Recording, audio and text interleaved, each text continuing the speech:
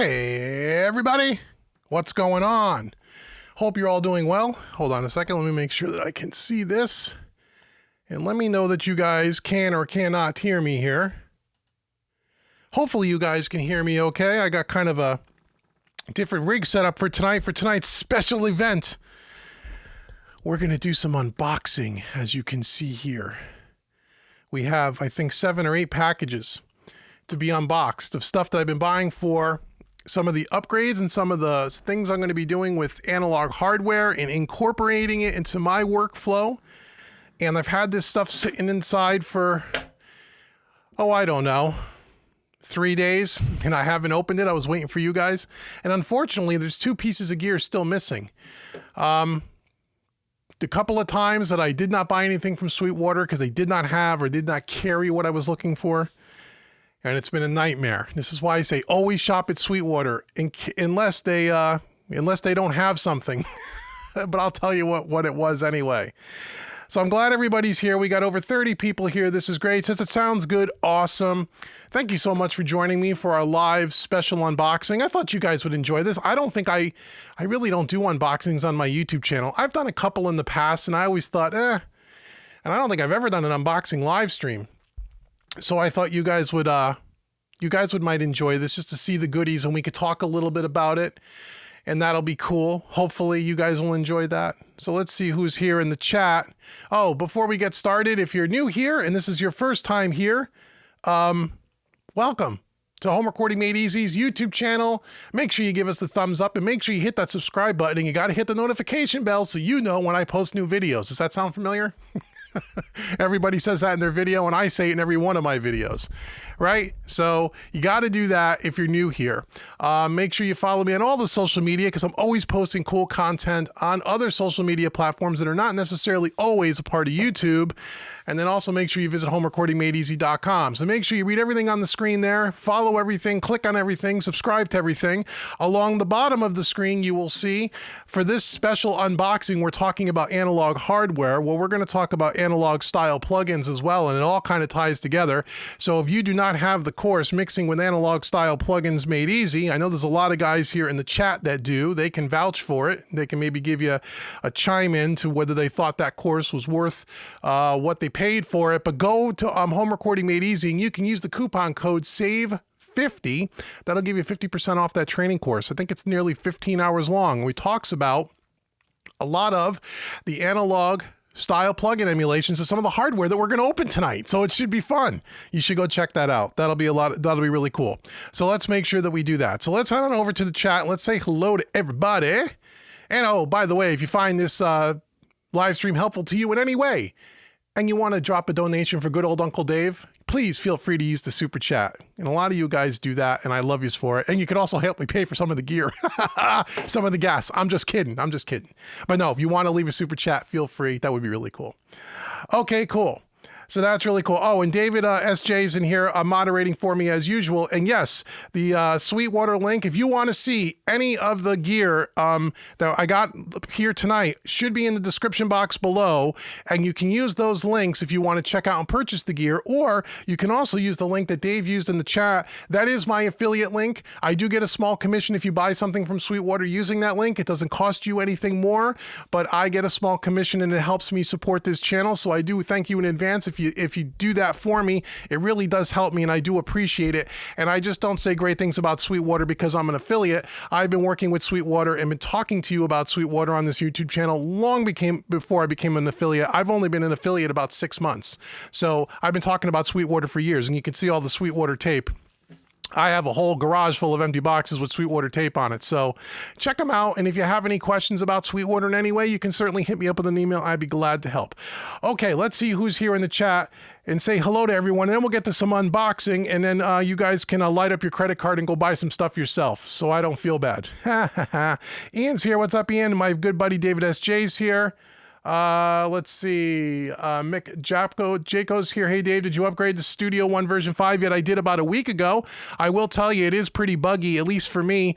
A lot of third-party plugins tend to crash the program, so I've had a difficult time with it. I have put in the support ticket with PreSonus and the manufacturers of the plugin companies that tend to be a problem. First, it was Slate, then it was Toontracks. Now it's Waves, and I've also had some issues with Universal Audio, which is odd, because in all the other versions of Studio One, I've never had problems with third-party plugins.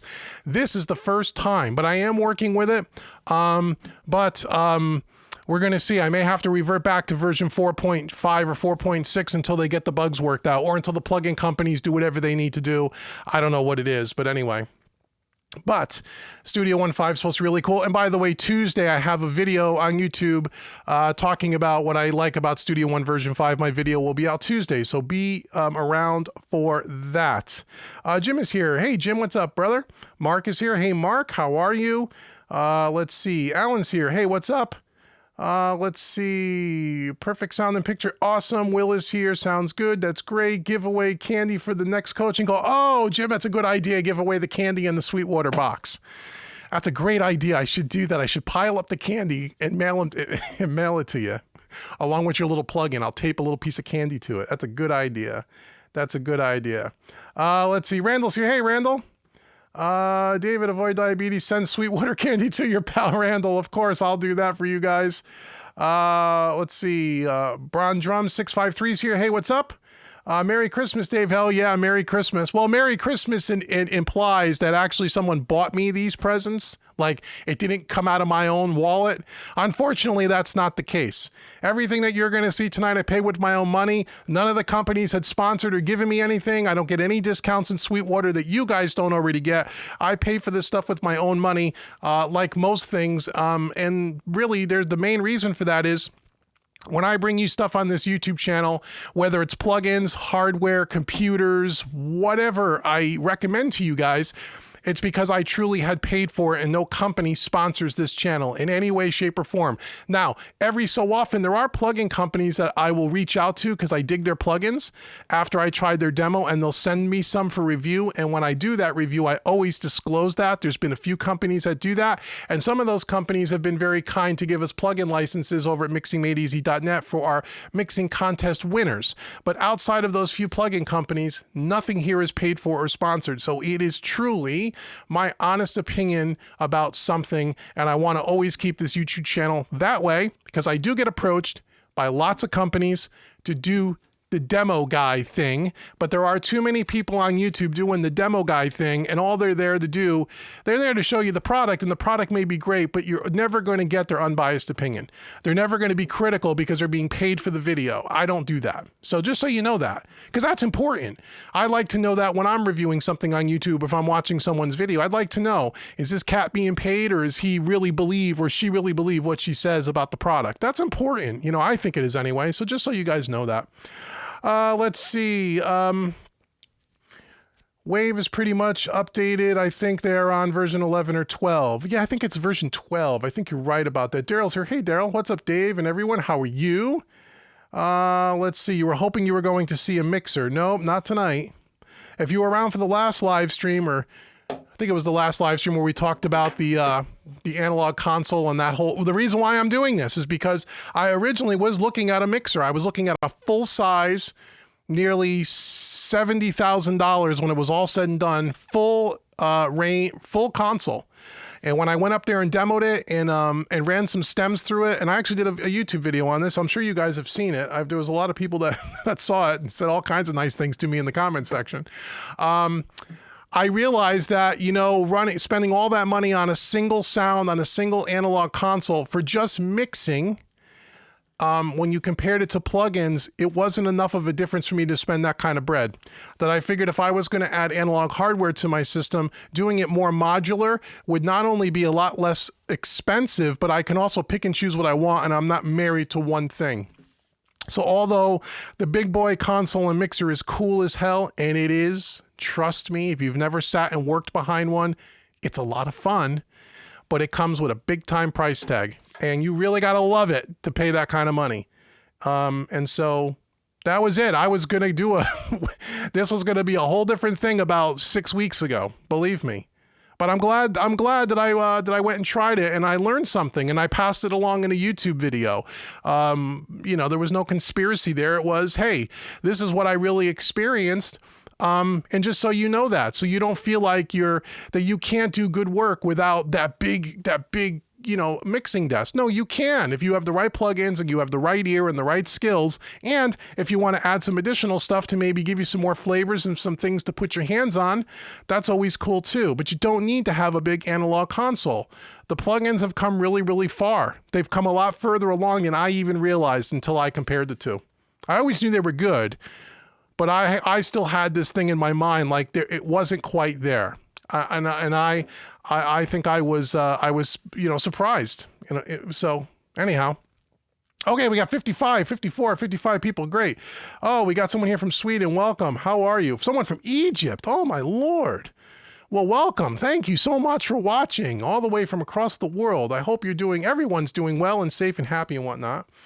So why don't we get on to the unboxing? Because that's all you care about. You don't give a crap about what I'm blabbering about, right?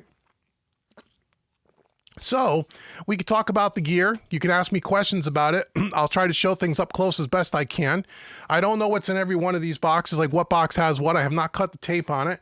There's some really cool things in here, and there's also things like cables and stuff that I need. So why don't we start with box number 1? Again, this came from Sweetwater. I know it's not perfectly in the frame, but I will lift it up here.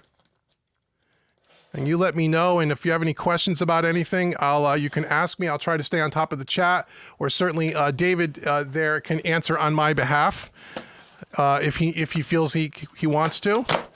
Let's check this stuff out, see what we got, and I'll save the candy for Randall and all the and all my MixingMadeEasy.net members. So you get a nice pamphlet from Sweetwater that comes in every single box.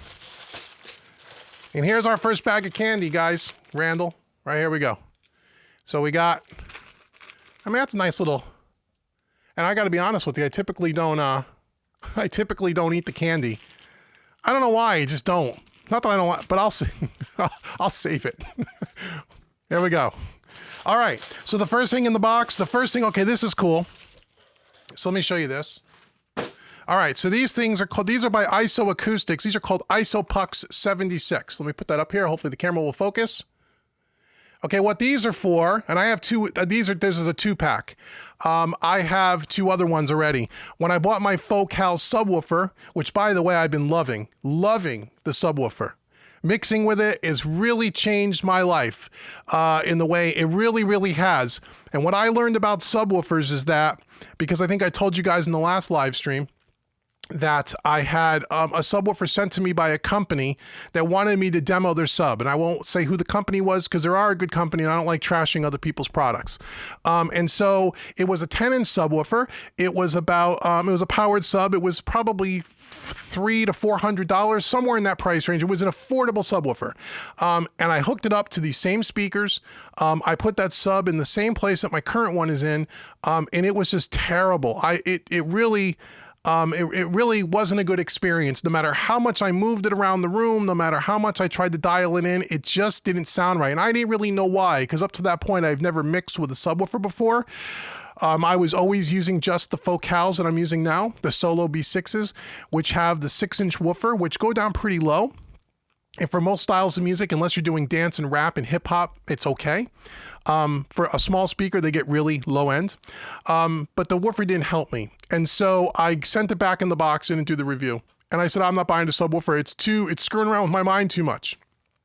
And then a lot of you guys asked me about subwoofers over the years. And I've always said, nah, you really don't need them. And then as I was going through this upgrade and doing more and more research, I found a lot of real, people that really do this, even much more so for a living than I do. A lot of them mix with subwoofers. And I started doing some research on subwoofers. And what I found is that, a subwoofer, again, is a lot like studio monitors and you get what you pay for. And in talking to my Sweetwater sales engineer, he had recommended the Focal sub that matches these speakers. And what a difference it makes. I love it. Anyway, so these are ISO pucks. And what these do is these are like little, right now the sub is sitting on the floor, even though there's little rubber feet. This will isolate this from the floor a little bit more. There's 2 pucks in here, like 2 feet, and I have 2 others in the back room. So this is going to isolate the sub from the floor. I want to try these out. So, like I said, IsoAcoustics. Cool. Okay, so that's what that is. If anyone has any questions about some of this stuff, feel free to ask. All right. Let's go to, we'll save this box for now. I know what's in that box. Or you know what? We can open that box first if you want, because some of the other stuff is going to go into that. Okay, so let's do that. All right. Let's get this big bad boy out. Okay, so this is from Sweetwater, obviously. This is going to be cool. This is my first real piece to dive into the whole analog hybrid system. So we're going to do that. Let's see. Oops. Let me get this out of the way. Okay. So once again, we got some candy and some pamphlets. Oh, and a Sweetwater sticker. I guess when you spend enough money there, they send you the sticker too. I'll save that for you guys as well. Okay, I'm going to need to move this. Let me move the mic out of the way and get this out of the box.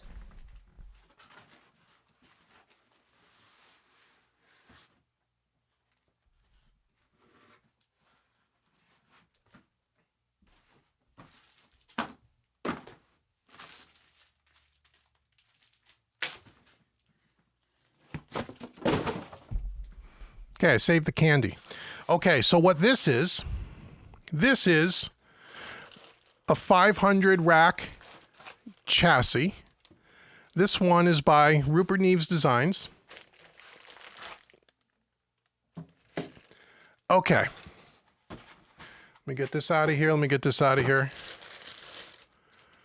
Oh, wow, this thing's a lot heavier than I thought it would be.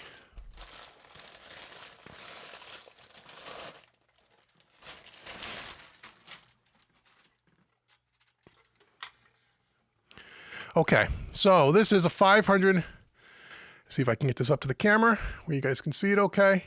And it's in focus, hopefully. Not much to see, it's just a 500 rack chassis. Okay, what this allows me to do is to put 500 series modules, things like EQ, compressors, preamps, inside of this. And this is gonna be the start of the hybrid stuff. So there's the front. The back on it has both 1/4 inch and XLR ins and outs. I don't know how well you guys can see that. Okay. So this is a 10 space rack. They make all different size chassis. You know, APIs is the most famous one. They call it the API lunchbox. They make everything from a 2 modular system. I think I've seen them as high as 12, some companies. Typically you see them between 6 and 10. I bought 10, so I have some expansion room. Rupert Neve Designs. Now, the reason why I bought Rupert Neve is because, again, doing a lot of research, and the one thing I've learned about with 500 rack series, again, this comes right back to like the speakers and the subwoofers. You can buy a 10 space or a 6 space rack for about $400 by certain companies. And you can buy one up as far as $1,200 or so. This one's about, I think this one was $1,000. And so, and you say, well, what's the difference? What's the difference between a 10 space rack that's $1,000 and a 10 space rack that's $600 or $500? And again, doing some reading, looking around online, and most importantly, talking to Aaron over at Sweetwater, I'd said, you know, what's the difference? And what I found was some racks tend to be noisy, meaning because the power supply is built internally to these units, and that's what makes the 500 series more cost effective in the long term, because you're only buying the chassis and the power supply once, and then all the modules, you don't have to pay for a full rack piece of gear with a power supply in every one of the pieces, right? But what could happen is that some racks are noisy and they introduce noise, especially when you put the last module closest to the power supply in the chassis. Everybody still with me? Okay. So I didn't want that. I've heard some racks are very noisy. Some people have had issues with them. So I talked to Aaron and said, Aaron, it's Sweetwater. What do you recommend? He said, there's only 2 companies that he would buy a series rack from. Rupert Neve, Neve, they make high quality stuff. They make some of the best stuff in the business. He said, these racks are dead quiet, no matter what modules you put in them. And there was another one called Cranborn, I think is the name of it, or Craneborn. They carry them on Sweetwater as well. The reason why I didn't buy that one, it was about the same amount of money, but their 10-space rack also had 8 channels of an analog summing box built into it, which was kind of unique. And I kind of looked at that for a second, but then I thought, I really don't need the summing piece of it. And is that kind of a hokey thing? And the more I talked to Aaron about it, the more Aaron pushed me over towards Neve. And again, Neve, what can you say? They're, one of the best audio manufacturers for equipment in the business. Okay. So that's our 500 series rack. Once again, anyone got any questions about this? Or you guys can, Ian says no combo jacks. No, not on this one. This just has XLRs and 1/4 inches, which is totally fine. TRS or XLR, no combos on this one. Nope. Not on this one. Not on this one, but it's a heavy thing. I'll tell you that. So that's good. Okay. So that's the rack. Okay. One last look in case you're interested. 10-space Rupert Neves. Let me put this where it's not going to get all banged up. Hold on one second here.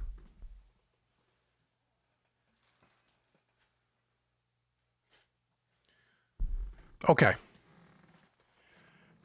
Box number 3. Let's see what we got in here. I've ordered so much stuff I don't even remember what the hell I ordered anymore. I guess I'll figure it out when the credit card statement comes in. All right. Another pamphlet. Okay. Oh, okay. I know what this is. All right. So this is something I'm trying out. Not sure if I'm actually going to use it or not, but this is called the Power Mute. And what this does is goes between your voiceover mic into the switch out to your preamp or your interface, and this allows you to latch on to mute your microphone. Basically what it does. And the reason why I wanted to try this was for a couple of reasons. One, whenever I'm doing all of my mixing tutorials and stuff for mixingmadeeasy.net and all my Made Easy courses, you always see me mixing and wearing headphones, which is totally fine. I dig my headphones, my Sennheisers, they're great. They're accurate. I like them. The reason why I use headphones, and people have asked me this before, why don't you just mix in speakers, like mixing your room when you're doing your videos? It's because the sound coming back into the speakers bleeds into the microphone. And so I would have to remember to constantly with a mouse mute my microphone in between, or what will happen is you'll get a loop, and on my voiceover track, you'll also hear the music coming back in through the mic. And then in the editing process for me to do those videos would take an enormous amount of time. But something like this may allow me to, where I can mute the microphone when I'm not talking and we're doing stuff and we're playing back audio, it won't pick it up. And so I'm interested to try this to see how this is going to work. I don't know how it could slow me down in my workflows. I constantly got to remember to mute. And if I forget to mute, that could be a problem. But I wanted to try this because I'd like to try to do some of my content without always wearing headphones, because I'm enjoying my focals, my new monitor control. I'm enjoying the sound so much in the room that I feel like I would like to be able to mix that way sometimes. And so this might help me with that. This can also be used in a live situation where if you want to mute, if you're like a performer playing guitar and let's say you're singing kind of thing, and if it's like a foot pedal switch, you can shut your microphone off between songs, or you want to make it so it's not a live mic. That's something else this could be used for. So I'm going to check this out and see. Don't know how it'll work. I'll let you know. All right, next box. Okay, so here's one of the boxes I didn't get from Sweetwater. And this company was a nightmare to do. Not really. Well, I shouldn't say that. They were really good when they sold me 2 things, and then they charged my credit card, said they were going to ship both things, told me both things were in stock, only shipped one of the items, didn't tell me the other one wasn't in stock, and I had to go back and forth for 4 days to get a refund on my credit card. That's why I like to buy things from Sweetwater. You never have that problem, man. You just don't. But they don't carry what I'm about to show you. Sweetwater doesn't carry this particular module, and I wanted this one. So there's no candy in this one, Randall. 65 people here. Wow-wee. All right. Okay, so here we go. What do you think that is? Let's see.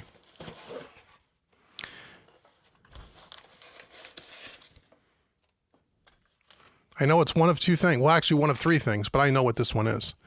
So this, let me put it up on the box so you guys can see it better. This is a 500 series, obviously. 500 series rack would mean I'd probably buy 500 series modules. This is a real Neve 1073 preamp. It's going to focus on my face, isn't it? Okay, so I got to lift this up. Put it closer. Will it focus? Come on, focus for me. There we go. A genuine 1073 preamp.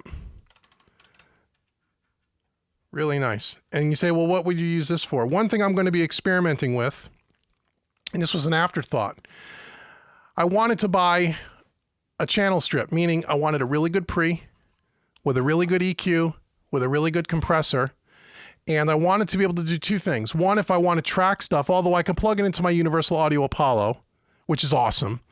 But I want to try, just experiment tracking guitars and stuff with a real Neve. The other thing I want to be able to do, and this will be interesting, this will be another one of those videos, another one of these tests, which one sounds better. A lot of times I get tracks from clients, and also tracks that we may use for things like mixingmadeeasy.net, where maybe the tracks weren't recorded in the highest quality equipment.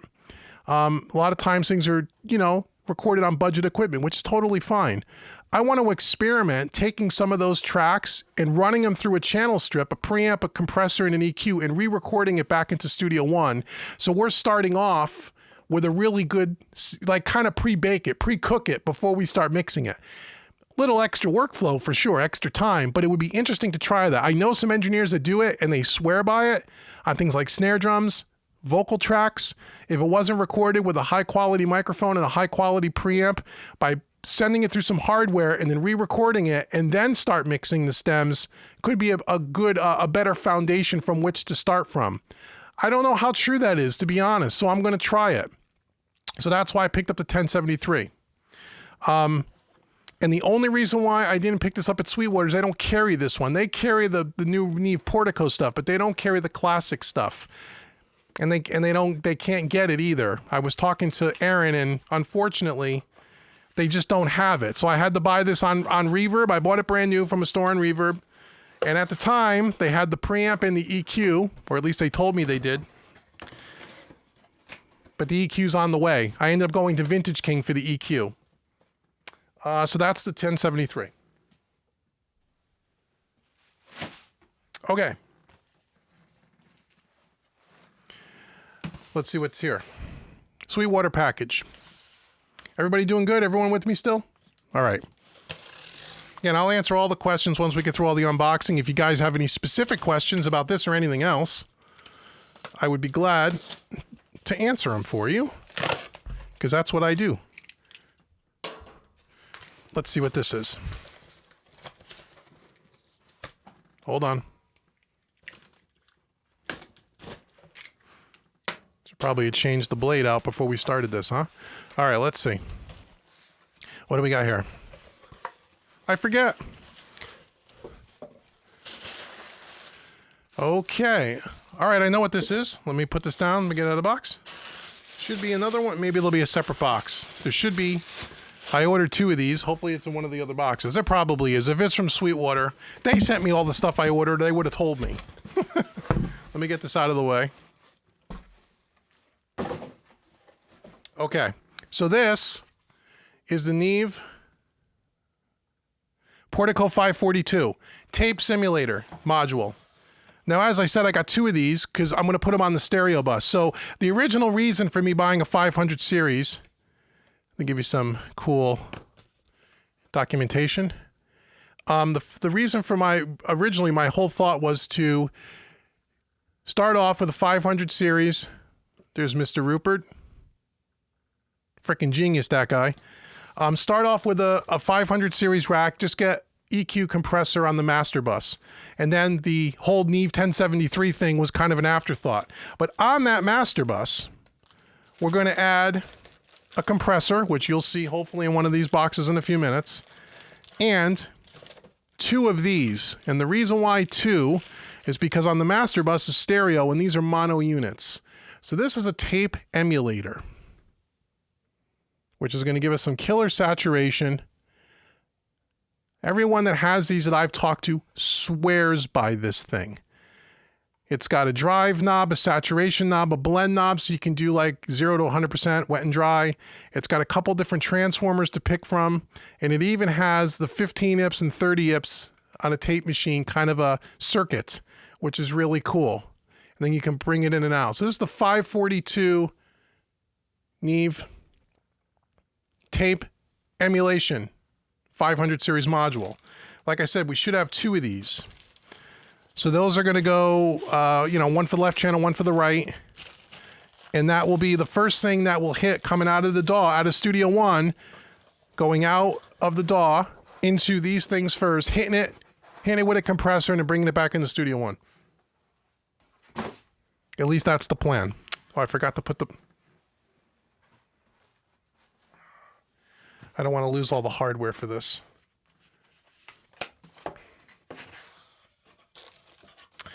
Someone asked me if I still have the Tegular audio stuff. I have one of the units. I stopped using it because there's a problem with it. And then one of the units died on me, believe it or not.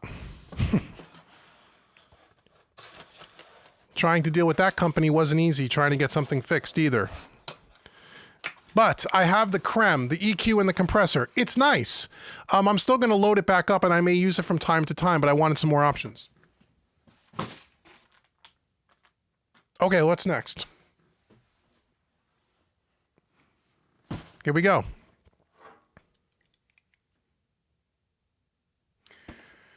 All right, let me see here. 71 people watching me open boxes. Wonderful. Okay.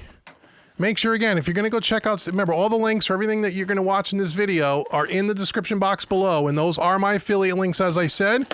And David was so kind to put the main affiliate link to the main homepage that you could buy anything there. You could buy a guitar, a drum set, anything you buy with those affiliate links. I will get a tiny commission, but that commission does help me. It does allow me to do these things and to take my time to do these things for you guys and not have to worry about getting paid for it. What the hell's in here?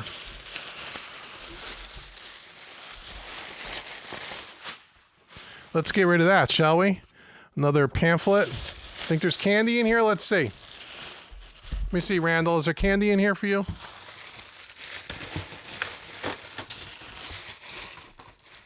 Okay. This is something I just talked about on one of the podcast episodes. Oh, there is candy. Candy. We'll save that for you guys.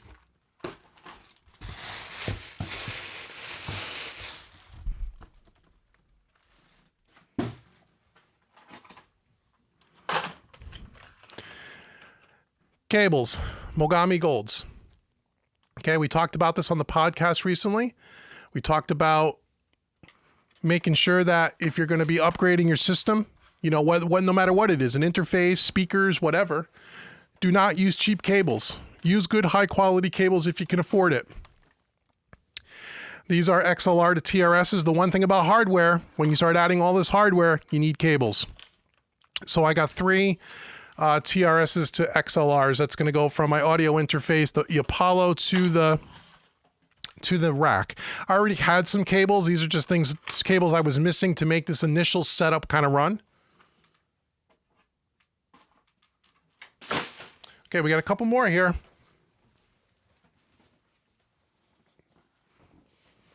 All right, let's see what we got here. All right.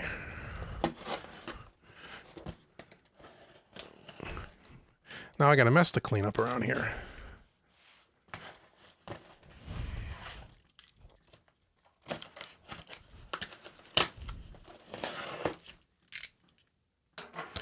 Okay, what's in this box? Kitties.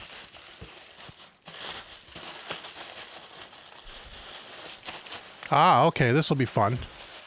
All right, let me get the candy out for Randall.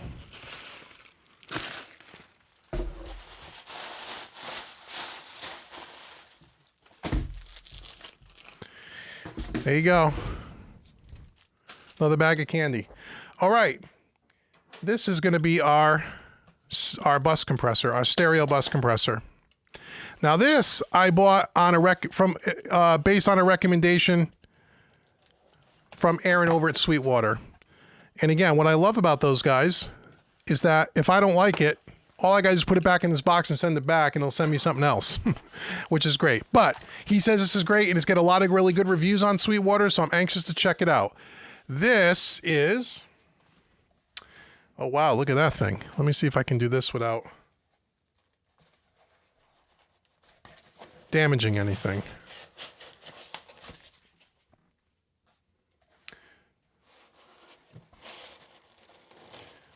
This is... Look at that piece of work.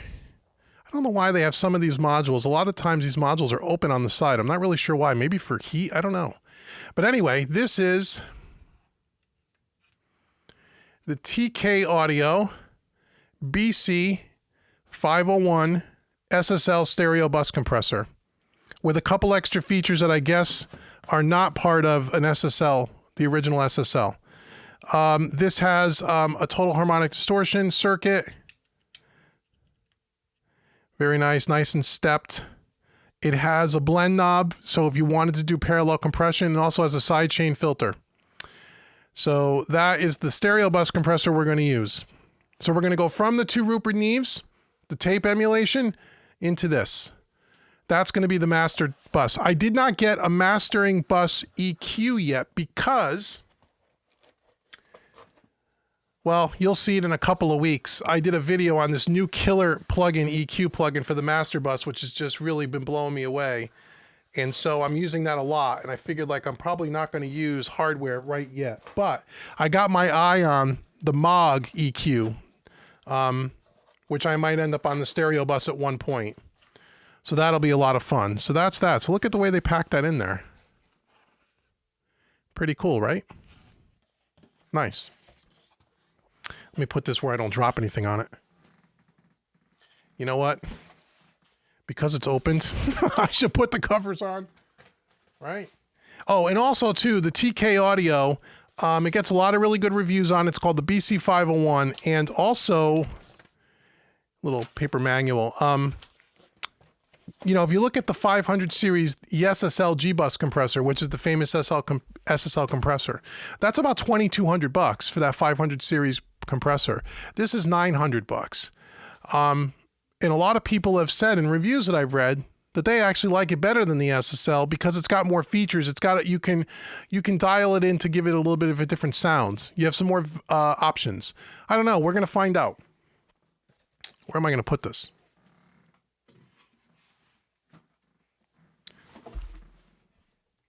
Okay, I think we got one more. Oh, we got two more. Another Sweetwater box. Everybody's still here? Everybody's still good?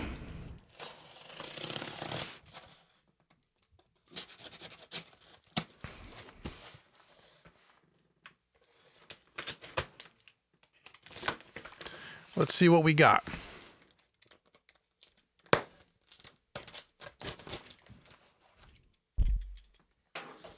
As you can see, I'm not a professional YouTube unboxer. It's not my thing. I can't believe I let this stuff sit here for 3 days before and waited for you guys to open this. Because normally that wouldn't happen. This would already be hooked up and in the rack. But I wanted to do this with you guys. I thought you might find it interesting. Let's see. All right, we got more candy for Randall. There we go. All right, so here's the other 542, the other tape emulator, right? Because it has to be in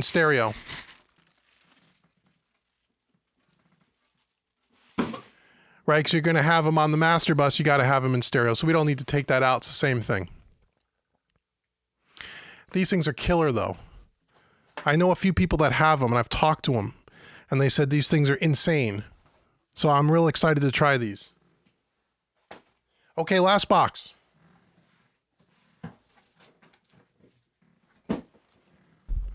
So this one's not from Sweetwater. This is from Vintage King. And I have another one coming in from Vintage King because, again, Sweetwater doesn't carry this. And so I had no choice. But, you know, Vintage King's really cool. I have bought a few things from them in the past, years ago. And they're great. You know, they're really popular. They got a great showroom out in LA and in Nashville. I've never been, but that would be fun to go to. But yeah, they're a reputable company. And they sell a ton of stuff, as I'm sure you all know. All right, let's see. Oh, they're great. They sent me all these little... Don't you just love those? What a pain in the neck those things are. All right, so we got a little Vintage King pamphlet, a receipt. Oh, my Lord. Are you kidding? Okay, maybe I can get this out without making a mess. Let's see. Yeah, I'm not happy about the way they... That's okay. All right. All right, let's see. What do we got? Oh, my goodness. I know what it is. So, all right, no mess. Look at that. Let's make sure there's nothing else in there later. Okay. This is the second piece, or actually the third piece of the 1073 into an EQ into a compressor. This should be the compressor. The EQ is coming on Tuesday.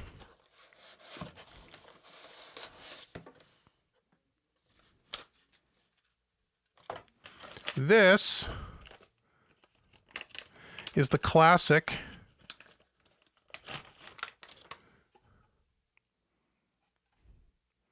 the 2264 LB limiter compressor. Hold that up for you. Wow, the thing weighs a ton too.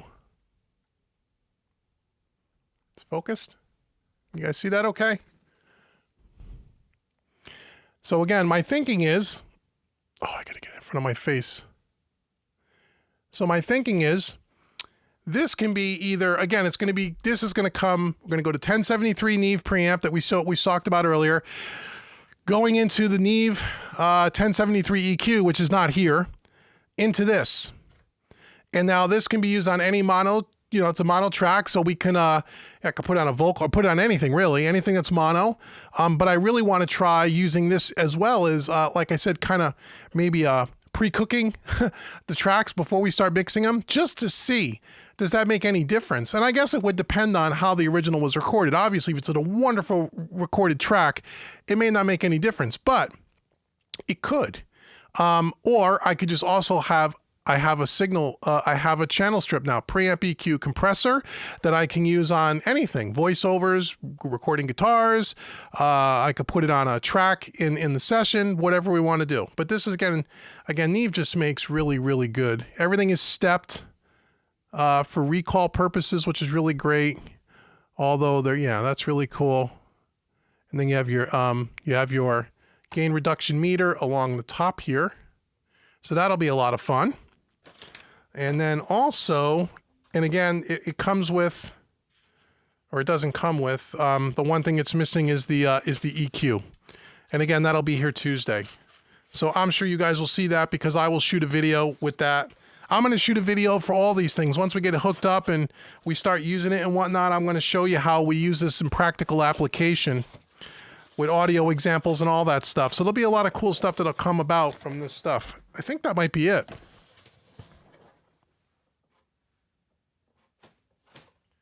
Yeah, I think that's it. So right now, the only thing that's due to come in is the Neve EQ, as I mentioned. What else is coming in? I think a couple more cables. And I think that's it. Why do I think there's something else? Hell, there might be something else, and I just don't remember that I bought it. I think that was it though for now.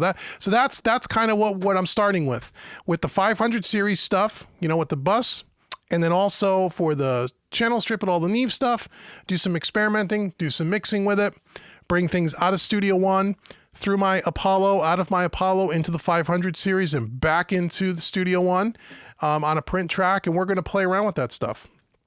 So I hope you found that interesting. Let me see. We still got 62 people here. Really cool. We got 12 likes. Hey, if you like this thing, we got 62 people here. Please, 62 people, hit that like button. I'm going to leave this up here so people can watch this, you know, in the future, and hopefully they enjoyed that and found it interesting. If you have any questions about any of this stuff, I'd be glad to try to answer some. I can do that. Let's see. I'll be picking up packing peanuts for a month. Yes, but they actually, not one of them fell out of the box. I did a pretty good job there. Dodo 13500 said, dude, spent some money. Love it. Yeah, it was. Yeah, I did. Again, it's all comes out of my pocket. But you know what? Like I said, I was, you know, I was almost going to pull the trigger on a $60,000 console, guys. Now, I wasn't going to pay for it all at once. I was going to finance it like a car for 4 or 5 years. But I was about to go down that route. So I made a commitment that I wanted to integrate the digital with analog together in a true hybrid fashion. So I figured if I was going to spend $60K and I decided that that wasn't going to make sense for me, this stuff is pennies compared to that. You know, I won't spend anywhere near that kind of money to outfit really my entire studio with all the kind of mixing hardware that I want. I think when I priced it all out, when I started listing some of the pieces that I wanted, I think, God, I could really go to town and do the whole thing for less than half of what I was going to spend on a console. If I was going to really, you know, blow the wad out of the wallet and just go for it, which I'm not going to do. I got to do this in stages. You know, I'm not independently wealthy. So, again, I figured, you know, if anything, I may be saving money by going this route. Let's see. Hello from Hong Kong. Hey, Paul, what's up? How are you? Welcome. Welcome. Thank you for joining us. Again, hit that like button, please, if you would. Share this video. Subscribe. All that happy stuff. Scott said, what is the best keyboard workstation for under $1,000? Keyboard workstation. Oh, you mean like a piano keyboard? You know, I don't have one, so I don't know. I would be talking out of school. What I would tell you to do, Scott, if you live in the United States, is go to Sweetwater and look up there. And you know, they got tons of stuff there at all different price points. I'm sure you can find something really killer for $1,000. That's what I would do. So that'll be cool. David says, by my count, you've populated 7 of the 10 slots in the chassis. You're right. That's right. 2 for the bus compressor, then 3, 4 for the 2 tape emulators, and then for the 3 Neve, 7 out of 10. That's right. So I still have 3 more slots that I can fill. One of those will maybe a stereo bus EQ at one point. I'm not really sure. But yeah, 7 of the 10 are filled. And then there are a couple of full rack pieces of gear that I got my eye on that'll be the next purchase. One thing that I really like to get my hands on is a couple of distressors and use those on like things like drum buses, which are not 500 series. Those are full rack units. I might at one point, maybe by the end of the year, let's see how things go. Maybe with a couple of distressors, but yeah, I have a couple of free empty slots open for, you know, swapping things in and out. So that'll be cool. That'll be cool. Let's see. Mark says, with you being digital for so long, what made you want to go hybrid? I've been wanting to do it for a while. I mean, when I first started way back before there was digital, I started in an analog studio, more as just an apprentice. When I worked in an analog studio, it wasn't as a mixing engineer, it was a recording engineer, tracking. And and I was around that kind of gear, but I've never really used it. I mean, I've seen it in action. Over the years, I've had opportunities to play with different pieces. And you know, honestly, it's just to change things up and to try something new. To be totally honest, it has nothing to do with, oh, I think I could get better mixes with hardware. Maybe I can get some better mixes with hardware, but I don't know. And that's not the reason. I think I'm going to get some different mixes by introducing hardware. I did not want to go full analog. Number one, because it would be far too expensive, and number two, the reality of it today is working inside of a DAW, working on multiple sessions a week. I have to be able to change things very quickly. Recall is always an issue. When you get into hardware, recall could be a problem. If you have a ton of outboard gear, you just can't switch back and forth because you got to reset all your hardware. So my workflow is going to be set up in a way where the only thing that's going to be maybe changed from one mix to the next might be the master bus, tape emulation, and the compressor. If I'm going to do anything else with hardware, I think I'm going to do what I had suggested, which is I'm going to run it through, record it, and print it to the DAW and make a commitment to the sound.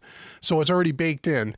So that's one of the things. And honestly, I just wanted to try something different. I just wanted to play more with it. I haven't spent a lot of time over the last 10 years with hardware.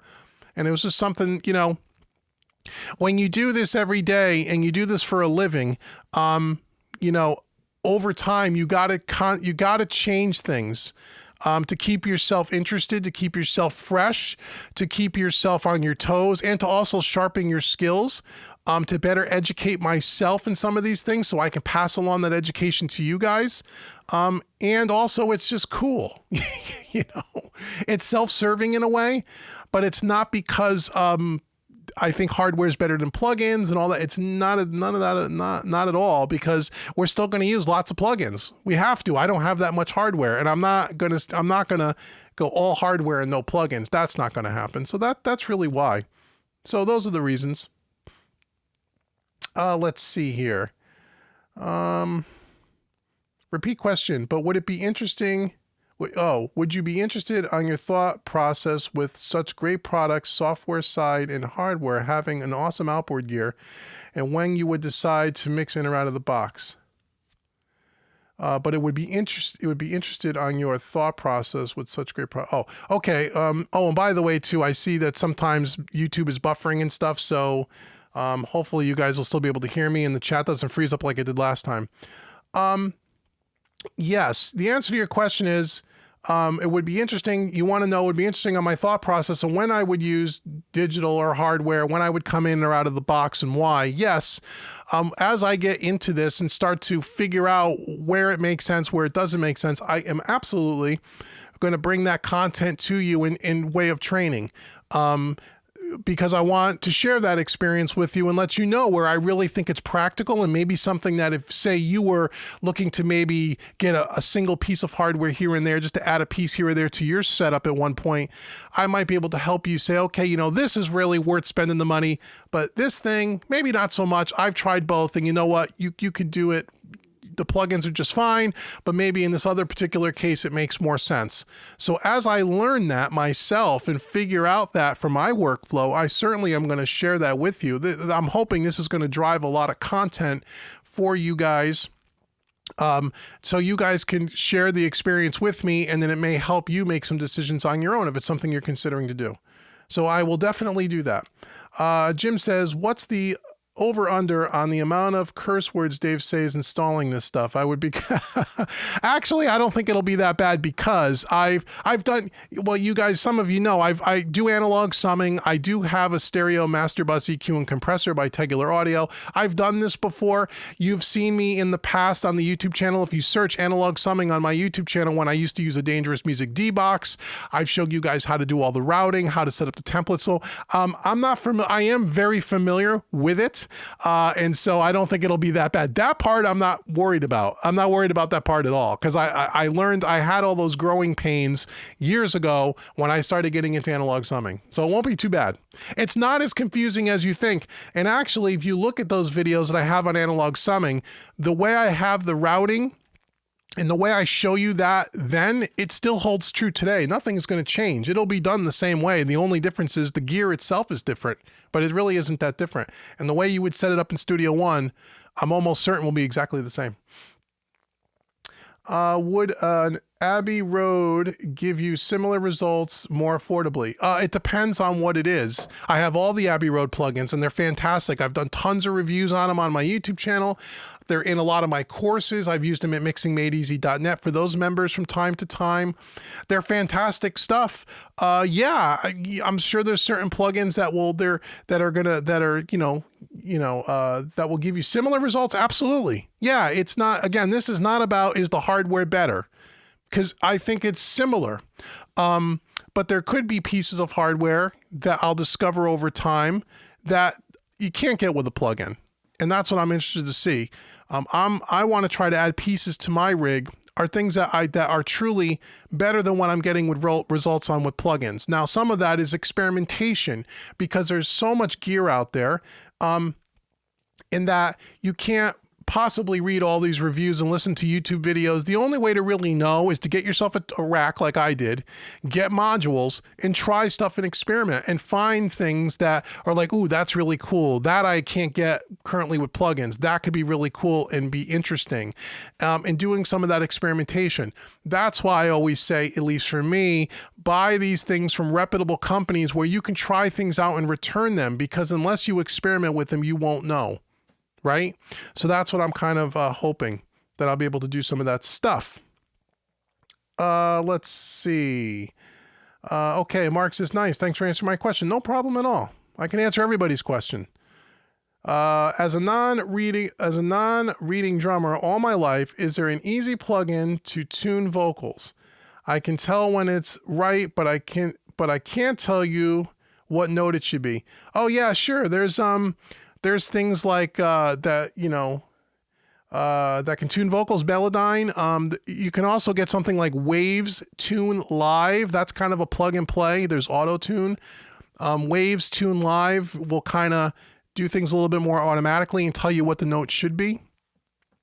So those are the ones that I can recommend that I've used that I think work pretty well. Let's see. David says, hey David, wouldn't using outboard gear help CPU usage on your computer? Oh, certainly. Yeah, certainly. If you're freeing up plugins because you're using hardware, will help CPU. But again, that's not the reason why I'm doing it. I don't have a CPU problem. But the answer to your question is certainly. Yeah, it could. It certainly could. Yeah, it absolutely. Absolutely. But again, you would have to have a lot of outboard gear to have to replace a lot of plugins, I think what my goal is again, to try to find just certain things that really plugins don't really give you, in certain areas, and maybe try to, enhance and just kind of mix and match stuff. In other words, someone asked me once, about an 1176. Oh, you're going to get like a universal audio, like a hardware 1176. I'm like, well, that would be really cool. But honestly, the 1176 plugins that I use, whether it's by Waves, CLA, or whether it's by Universal Audio themselves, are amazing. I don't know that I would spend $2,200 or $2,500 or whatever they go for these days on a real 1176 when the plugin is more than adequate. And I know that because I've heard a lot of 1176s before, and I know the plugin does great.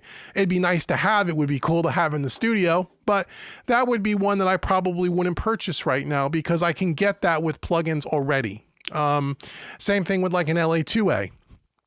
The Universal Audio LA2A, the 1176, the Pultecs are great. So do I need to have those in hardware? Well, I guess it would be fun, but that's a lot of money to spend on something that I really can already do with plugins. So, but the answer to your question is yes.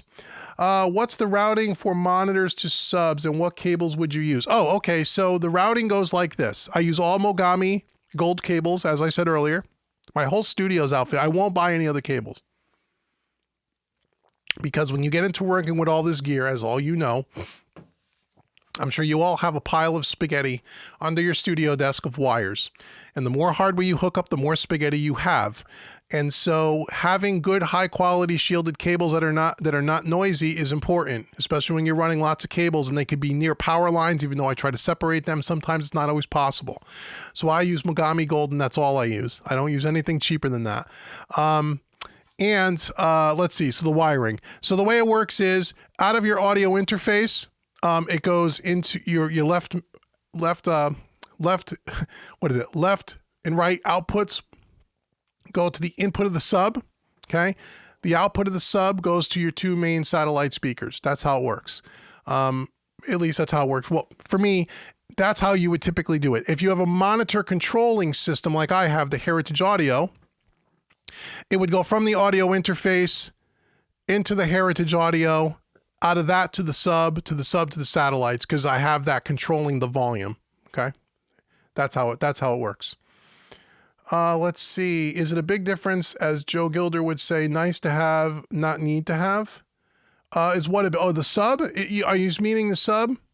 If you mean the sub, I would imagine you mean the sub because you just asked about speakers. Is it nice to have, not need to have? Up until I got this Focal sub and hooked it up, I thought it was nice to have. Let me put it this way. It's very nice to have. Do you need it?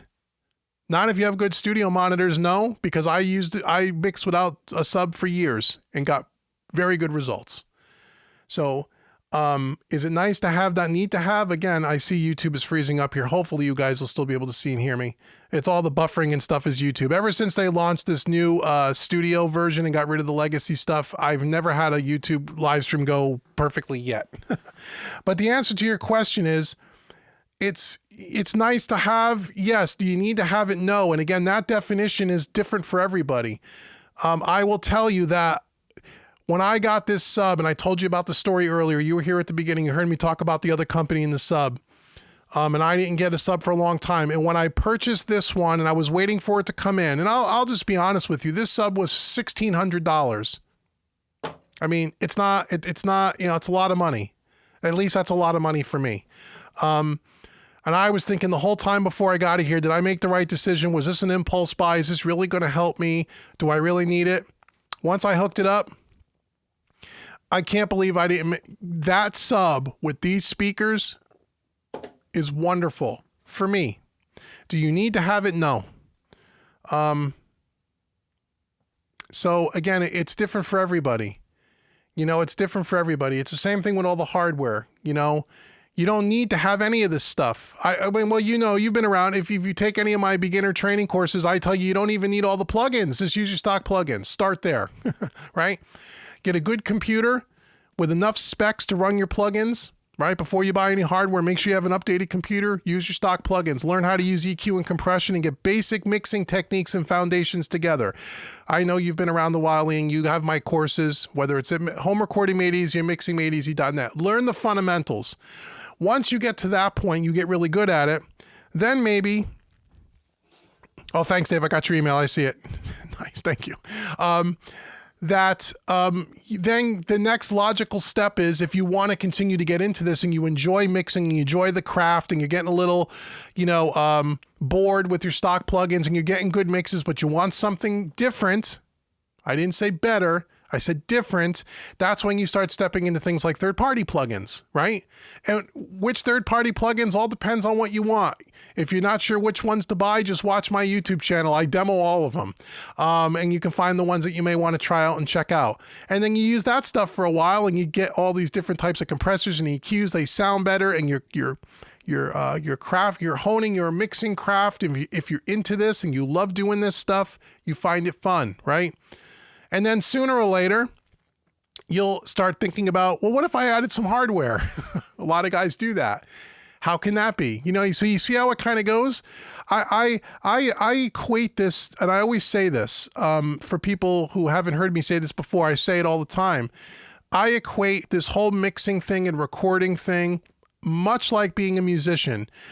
Say you're a guitar player. Yeah, you only have to have one guitar, and you only have to have a $300 or a $500 guitar, whether it's an Epiphone Les Paul or whether it's a Fender Squier Stratocaster or something else in that ballpark. You could buy a really good quality instrument or a Paul Reed Smith, an SE series guitar for $500 to $700, and that's all you need. And you can take over the world with that with that instrument, and you never have to have anything better. But how many guitar players are out there who only have one guitar? Some of you have multiple. Some of you have dozens of them. Same thing. Why do you have all of that? Do you need all of that? No, you don't need it all. But if it's your passion, it's your hobby, or if you do it for a living, which in my case, I do this for a living. Some of this also helps expand my business. Some of this is self-serving, and some of it is just because I want to be able to bring it along and teach it to you guys. So again, it's really different for everybody, but I don't ever tell you whether it's a plugin or anything else. I never tell you that you need to have anything. Every once in a while, we'll be talking about a plugin where I said you really ought to have this one. It's usually those utility style plugins. And there's a handful of them where I go, you know what, if you're mixing and you work with drums, you should have a phase correction tool. I recommend AutoAlign. It's something you ought to have. Do you need to have 5 1176 compressors? No, you need one. And you don't even need one. You can use your stock compressor, right? So I hope that makes sense to guys that have, maybe that you're new here and you haven't heard me go on that rant before. I'm not one of these guys that tell you have to go out and buy a bunch of stuff or your music won't sound good. I'm not that guy at all. I'm the exact opposite of that guy. Okay, let's see. Let's see, more productive, speed, faster mixing. Yeah, hardware could be faster. It could also slow you down depending on what you're doing. I'll tell you what, I'm pretty fast with a keyboard and a trackball on plugins, but some people will say working on hardware is faster. It depends on what you get used to, right? So yes, it could be. You make a very good point. Marx is just wondering, would the compressor you bought give you a warmer sound than the plugin? Would kind of how the tubes sound and warmer. Would the hardware be warmer than the plugin? It could be. It depends on the plugin. We're going to find out. I don't know. I hope so. I hope it does. Or else I could have just used the plugin and maybe that piece of hardware goes back. I don't know. That is an advantage to some hardware. Again, plugins have come a long way. So I hope you're right. I don't know. Let's see. I see you have a PreSonus Studio Live behind you. Do you use it anymore? It looks like it's going to move anywhere as far as it looks in place. Oh no, that's for when I play live. Yes, I do. Over this shoulder. Over there. Point behind the camera. That's for my live performance. I still think that's the best live mixer made, me personally, but I don't use it in my studio workflow. But I love it. For live, it's great. It's awesome. Okay, Jim says he has 10 guitars. There you go, Jim. Okay, so, right, you don't need to have 10 guitars.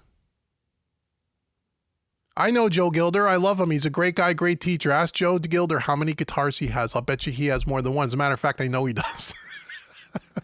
So, Joe, who says you don't need, it's nice to have, but you don't need it. He has 10 guitars. I'm sure he has a half a dozen guitars.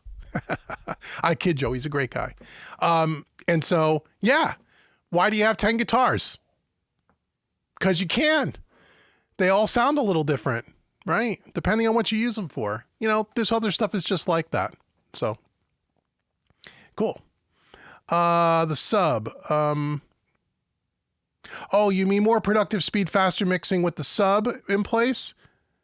If that's what you mean by the sub, yeah, I found, well, getting the low end right is a lot easier if you got the sub dialed in right and you got the right subwoofer. Again, like I said, at least for me. And if you do any research and read about it, you'll find this, what I'm about to say is been written about. I'm not the only one that says this, is that you just can't throw any old sub anywhere in the room. And if your room is not acoustically treated right and you don't have that sub in the right place, it will hurt your mixes more than it'll help. It will not help you get the low end right. It'll make you guess even more than you're already guessing.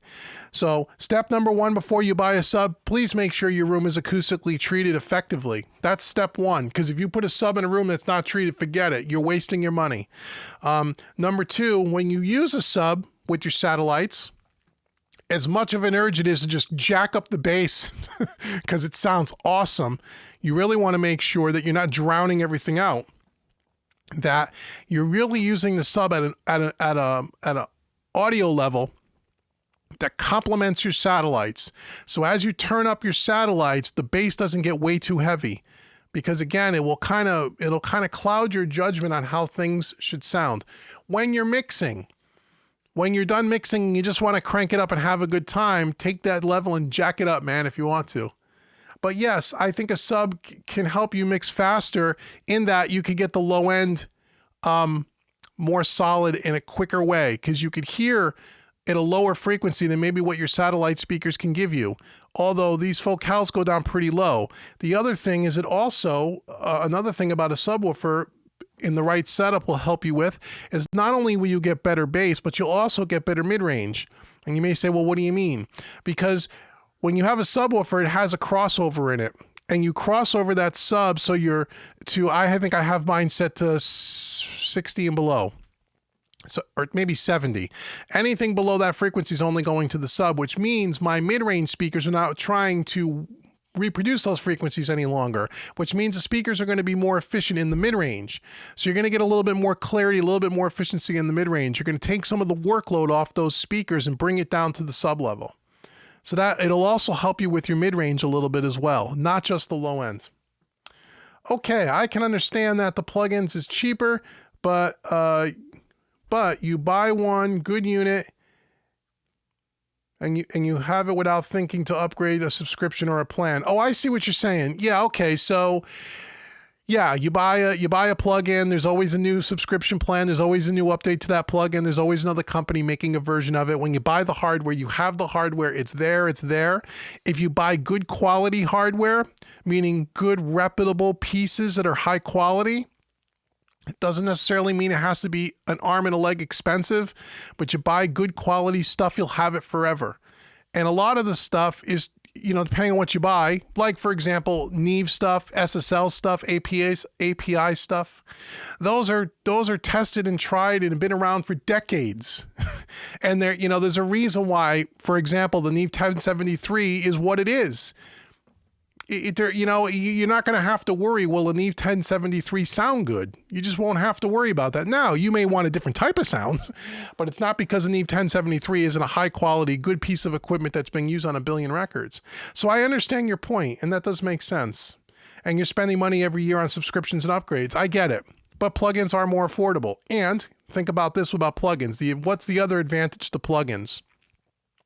The other advantage to plugins is that if you want to have 7 1176s in your mix, you can. Unless you have a rack of 1176s, you can't do that. So there's advantages to plugins in that respect. But very good point. Okay, going through the nice to have, not a need to have. I'm actually bought myself a $250 electronic flags for soccer. Beeper flags for soccer. That's nice to have, but I think it helps me out in the long run. Oh, that's a good point. I get it. I understand. And again, that nice to have, need to have, it's everyone's definition of that and what it means to them is different. And there's not a right or wrong for any of it. There really isn't. There really, really isn't.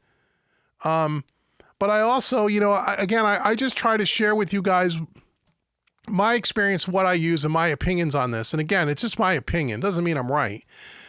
I mean, I just try to tell you what I really think. And sometimes, like I said, this whole experiment may go to hell in a handbasket. And I might find out it's not something I like at all. And one day it may all get sold. I don't know. I don't think that'll be the case, but it could be. And if it is, I'll tell you about it. I'll tell you about it. Jim says, hey, Jim, how are you? Hi, Dave. Can I get 50% discount on stuff if you send it back to Sweetwater? I don't know. I don't know about 50%. Maybe. What are you hoping I fail so you can pick up the stuff cheap? Let's see. What frequency range does the subs produce? Can you correct and or control it through an EQ, or does it have to pass through it? Okay, so it depends on the sub. Most subs are going to have a crossover in it. Subwoofers will be able to produce, again, I got my subset. Anything is 60 or 70 below goes there. I have all the low end stuff. You can control it. You could control it through an EQ, but a lot of times, depending on the sub, there's controls on the actual subwoofer itself to let you pick the crossover point, and there's some other controls on it as well. So you don't necessarily need another EQ, but you can and do have full control over it. It's not just you're kind of stuck with one thing, if that makes any sense. Let's see. Why did you go with, hey Steve, how are you, brother? Why did you go with the 500 series versus the full rack size gear? Really, to start, cost. to be dead honest with you, because as I said earlier, it's a lot cheaper in the long run to get modules as opposed to full rack gear, because you're not paying for the power supplies on every single piece. So it was really from a cost perspective, and I wanted to be able to try out different things and keep the costs kind of low. I do think that if I like this hardware thing and I do buy a couple of extra pieces, I do have my eye on a couple of full rack pieces that are not 500 series modules. So it really just came with cost. And also having more variety too of things to pick from. So that's why. But nothing against full rack gear. And again, I'm sure I'll have a piece or two. Like if I decide to buy, I would really like to try a distressor. Those don't come in 500 rack series. Those are only full rack gear pieces. So things like this. I'd also would love to try, but it may not be anytime soon. I would love to try the new SSL Fusion on my master bus, which is like a color box saturator, high frequency compressor. I'd like to try that on the master bus, but that's just a full rack unit too. But again, a full rack unit like that is, anywhere from $2,000 to $3,000, where you could get a 500 series module for $1,000. So it depends on what you're buying. But that's why that was my original thought. Okay, any other questions? I know I could see the chat is kind of, the video quality is not that great. I'm glad I'm still here and it didn't crap out like last time. Again, I really do appreciate you guys checking it out. I hope you found this interesting, and I hope you found it kind of fun. And as I get things hooked up and get things together, I will shoot YouTube videos for it and show you how I'm going to use it, and try to do sound examples and try to, where practical, compare the hardware to the plugins just to see, what's what. It'll take me a little time to get that all spun up and running. And again, I have a couple of more pieces coming in, as I said, I'm still waiting for, but all that will happen. And hopefully you guys will find those videos helpful and interesting. And if I can help you in any way, I'd be glad to try to help. All you have to do is ask me questions and I'd be glad to help you. Let's see. Steve says, I've been considering adding hardware too. Yeah, Steve, the 500 series is a good, economical way to get into hardware without breaking the bank. That's, to me, again, unless you have very specific pieces you're looking at that are only made in full rack sizes, I would recommend starting with 500 stuff, because again, once you buy the chassis, the modules are much cheaper and you can swap things in and out. You can try stuff. You know what I mean? It's not like every time you want to buy a piece of gear, it's over $2,000, Most of the 500 series modules are between $700 and $1,000. Some go to that $1,200 mark. If you buy like a stereo bus, stereo module, those can be a little bit more, but most of them are around that, $800 to $1,100 mark, which is about, 50% less than what you can get in the full size gear, usually, depending on the piece. So that's how I would that's how I would do it, or at least that's how I would recommend it, depending on what you want to do. And if you're looking to, get into hardware, I just did a podcast. I think it just came out, right? Look in the last couple of episodes where I talk about, or maybe it didn't get published yet. I recorded it. It might have been published this week, if not next week. How to start. Where do you start? What do I buy first? Do I just do what Dave did? What do I buy first? Well, I walk you through in that podcast for 30 minutes, step by step, what to consider.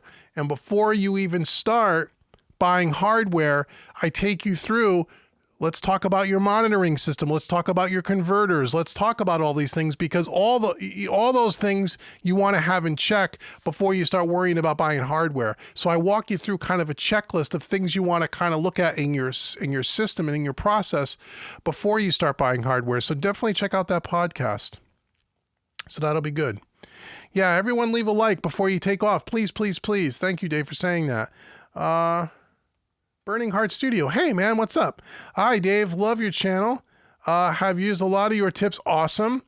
I also buy gear from Sweetwater. Great. Have upgraded to Studio 1.5. Thanks, John. Hey, John, thanks so much, man. And again, there's an affiliate link. I think David just put it down there. The next time you want to go spend your money and get yourself in trouble with your significant other, use the link that Dave just put in the description box. And again, if you're on my email list at homerecordingmadeeasy.com, every week when I send you out an email about all the videos I put out for that week, in case you missed my videos and my blog and my podcast, at the bottom of that email, I have a big button that talks about Sweetwater. Take that link, take the link that Dave's even putting here, and copy it to your desktop. So 6 months from now, if you want to go buy something at Sweetwater, if you use that link, it does help me. It's not for a limited time. So I've sent out that link to all of my email VIP members, so you guys would have that link available to you. And if you use it, I really do appreciate it. It helps me more than you know. So thank you so much in advance. And I appreciate it, John, for you stopping in and saying, hey. So we still got 43 people here. Any other questions? I'd be glad to try to help if anybody has anything. Any questions at all? If you're not a member yet of mixingmadeeasy.net, make sure you go check that out as well. I'm getting ready to start August content next week, and we're going to start getting into some things we haven't talked about before. It's going to be a lot of fun. I think you guys are going to be, I think you guys are going to be excited. You're certainly going to hear stuff from me that you haven't heard before, which is great. So go check out mixingmadeeasy.net. If you're into mixing and you want to learn mixing, if that's what you want to do, I think you're going to find it'll be very, very helpful to you. If you like what I give you on YouTube and you found a lot of my YouTube videos helpful, then you'll really enjoy mixingmadeeasy.net. It's much more in depth than anything that I do on YouTube. Cool. Let's see. David says, hey, David, how are you, brother? Does Studio One PreSonus Sphere work with Studio One 3? Yeah, that's a hell of a question. I have no idea. My guess is no, it doesn't. My guess is when you go to PreSonus Sphere, I think you're at Studio One 5, or you need to be. I would check with their website, but my guess would be no. But I don't work for them, so I'm not sure about that. But I would say probably not. You probably are into Studio One 5, and but that's something you could definitely check with them and find out for sure. So hopefully that helps and that answers your question. Anything else before I go and have to clean up this mess of stuff all over the floor? And I'll take some, maybe I'll take some photos as I'm hooking some stuff up over the weekend. I'll take some photos, put them on my Instagram page. If you're not following me on Instagram, you should be. Make sure, again, we'll go back to the main screen here. Make sure, again, scroll across the bottom. Save 50 will get you 50% off mixing with analog style plugins made easy. Go check out that course. Jim says, thanks so much. You had a great time. Awesome, Jim. Thank you so much for hanging out. Make sure you guys use the coupon code. Go pick up analog, mixing with analog style plugins. I think you guys will enjoy that. Clint says, hey, Clint, how are you? What do you think of Luna's Neve summing versus something like the D-Box or the Tegular? I did a review on that. If you go on my YouTube channel, there is 2 or 3 videos on Luna, and why at that time I said I wouldn't switch to it. The Neve summing thing sounds okay, but to me, it's a $300 plugin, or at least it was at the time of that video. How does that compare to a piece of hardware? If you're talking about just the summing piece of it, my guess is it's comparable. In other words, something like the Neve summing is going to be equivalent to something like the D-Box or even the Tegular. Now, the D-Box is much more, I'm sure you know this, Clint, the D-Box is much more than just a summing box. It's also a full monitor control system with talkback and headphones and all of that. So part of the D-Box is more than just the 8 channels of summing. But compared to something even like the Tegular Audio Summer that I was using, I'd say that plugin's equally as good, to be honest. I think it's a ripoff at $300 for the plugin, to be totally honest, but I said that in the video. And I haven't really circled back around and checked out Luna since those videos. At one point, I probably will, as they upgrade it and update it. We'll check it out. We'll see what it's all about. Steve says, do you have any experience with Antelope audio interfaces? I know you are a UA fan. I've heard mixed reviews, considering between a Universal Audio Apollo or an AA Discrete 4. I've never used them, but I do know they make good quality stuff. The UA stuff compared to that from a converter standpoint, again, I think it would depend on the make and the model of the Antelope that you were looking at. But I do know they make good stuff. I know they just released recently the Orion 32, 3rd generation, which I hear has awesome converters and it sounds really good. Compared to the Apollo, I don't know. I've never AB'd them. I know the Apollo makes real high quality converters as well. You can get the Antelope stuff a little bit less expensive, but also remember with the UA stuff, you're not just getting the converter and you're also getting preamps, whereas in the Antelope stuff, typically it's just I/O. It doesn't have preamps, but depending on the unit you're talking about, it might. but you're also getting the whole universal audio ecosystem with the plugins and the unison technology and recording through the plugins. So some of that cost is not just the converter itself, if that makes sense. You're getting a little bit more. But I do know that Antelope Audio makes really good stuff, but I don't have experience with that particular unit. And again, that would be something, again, if you're thinking about upgrading, Stephen, that would be a question for a Sweetwater sales engineer. These guys use this stuff all day long. They'll be able to tell you. I was told by my Sweetwater engineer, sales engineer, when I bought the new Universal Audio 6X, I was told that because they upgraded the converter, which is why I bought it. And it is a better converter than the one I had in the old Universal Audio unit. I AB'd them and it's definitely different. He told me that the Universal Audio, that particular converter at that price point, about $2,000, a little over $2,000, he says is the best on the market. What does that mean compared to Antelope? I'm not sure. But I know they make good stuff. Let's see. Thanks. You've been great. Love your videos. Thanks, David. I appreciate that, my friend. Steve says 2 extra preamps are intriguing on the discrete 4 compared to the Apollo Twin for around the same cost. Yeah, I'm sure they make good stuff, Steve. But again, I have no experience with it, so I don't know. Again, that's a perfect question to ask the guys at Sweetwater. It really, truly is. If you say, hey, look, I'm looking at this and this. Here's what I'm doing with it. Here's what's important to me. Which one would you pick? They'll tell you which one to pick. They'll tell you unbiased because they don't make any more money whether they sell you one unit or the other. So they'll tell you their unbiased opinion. Let's see. Donnie says, so happy for you, David. Thanks, Donnie. Good to see you. Hope you had dinner already. It's almost 5:30 p.m. my time. Nope, I haven't eaten yet. It's 8:30 here. I came to see you guys before I actually ate my dinner. What do you think of Waves Rack Server? I've never used it, so I couldn't tell you. Let's see.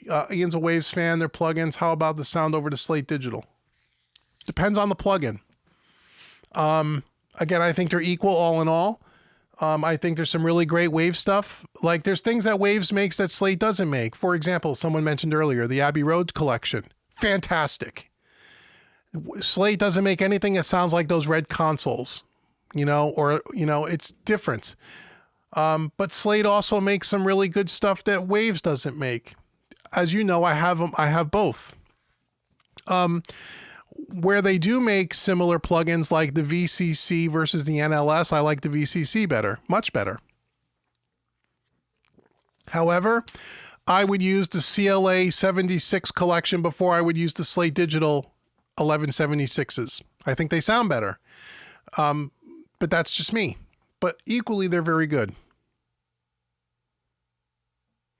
Okay.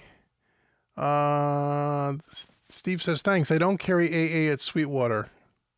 Oh, okay. They don't? Are you sure? They used to. Maybe they don't. I don't know. They used to at one time. They may not anymore. Okay. Thanks for this exciting video. Oh, man. Thank you so much. We still got 45 people here, but we've been on here, I don't know how long. Hour and 34 minutes. Okay, cool. So again, any more questions, I'll take them now. If not, I'm going to head out and I'm going to go eat dinner. Again, thank you so much for joining. We'll be doing another live stream again soon, I'm sure. I'm going to clean up the mess, get everything hooked up. Stay tuned over the next couple of weeks. You'll start seeing some videos. Again, make sure you're at Home Recording Made Easy. Make sure you're on the email list. I'm always sending out special deals and coupons that are not made available to the general public. As a matter of fact, not next week, the following week is our annual, we do training week at Home Recording Made Easy, where there's a big sale on a lot of the courses, but you have to be on the VIP email list. It's not open to the general public, where I really do a lot of deep discounts once a year. I call it training week. If you're on my email list, you'll hear about it. So again, if you want to get some really good, discounts on a lot of training week is coming up. We do it every July.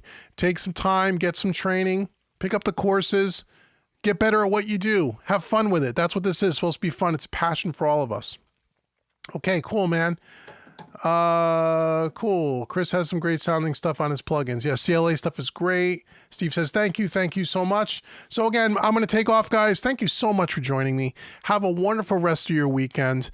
Stay on the lookout for the videos, and I will see everybody very, very soon. Thank you, guys. Take care, everybody.